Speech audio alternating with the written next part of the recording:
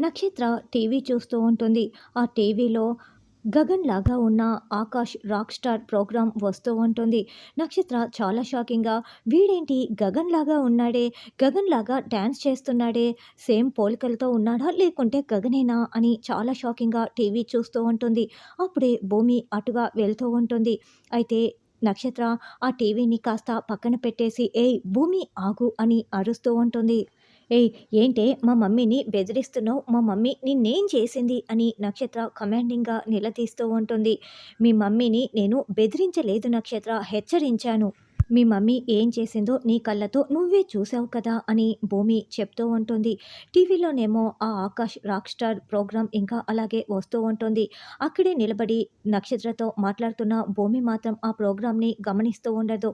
అయితే అప్పుడే చెర్రీ పరుగులు పెడుతూ అక్కడికొచ్చి "భూమి, నేను నీతో అర్జెంట్‌గా మాట్లాడాలి. ఇలా రా భూమి, పక్కకి రా" అని చెర్రీ పిలుస్తూ ఉంటాడు. "రా భూమి రా" అని చెర్రీ పిలవటంతో ఇక భూమి బాల్కనీ దగ్గరికి వచ్చి "ఏమైంది చెర్రీ చెప్పు" అని అడుగుతూ ఉంటుంది. నక్షత్ర ఇదంతా చాటుగా వింటూ ఉంటుంది. "ఏమైంది చెర్రీ? ఎందుకలా కంగారు పడుతున్నావు? ఏం మాట్లాడాలి?" అని భూమి అడగటంతో "నేను కమిషనర్ గారి గురించి ఎంక్వైరీ చేశాను భూమి.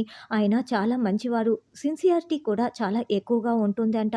మన దగ్గర ఉన్న ఆధారాన్ని మనం నేరుగా ఆయన చేతికి అందిస్తే చాలు.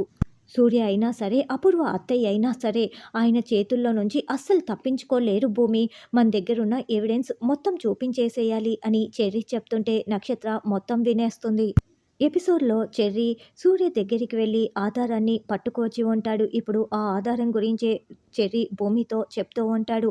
వెంటనే నక్షత్ర అపూర్వకి ఫోన్ చేస్తుంది. చెర్రీ, భూమి ఇలా మాట్లాడుకుంటున్నారు. కమిషనర్‌ని కలుస్తారంట. ఏదో ఆధారం ఇస్తారంట. నువ్వు సూర్య తప్పించుకోలేరంట మమ్మీ అని చెప్పటంతో అపూర్వ చాలా షాకింగ్‌గా ఫోన్‌లో వింటూ ఉంటుంది. నక్షత్ర అయితే ఆల్రెడీ రాక్ స్టార్ ఆకాష్‌ని టీవీలో చూసి ఉంటుంది. ఇప్పుడు ఆకాష్ ఎంట్రీ ఎలా ఉంటుంది? గగన్ ఎప్పుడు ఎంట్రీ ఇస్తాడు అన్నది రానున్న ఎపిసోడ్‌లో తెలుసుకుందాం.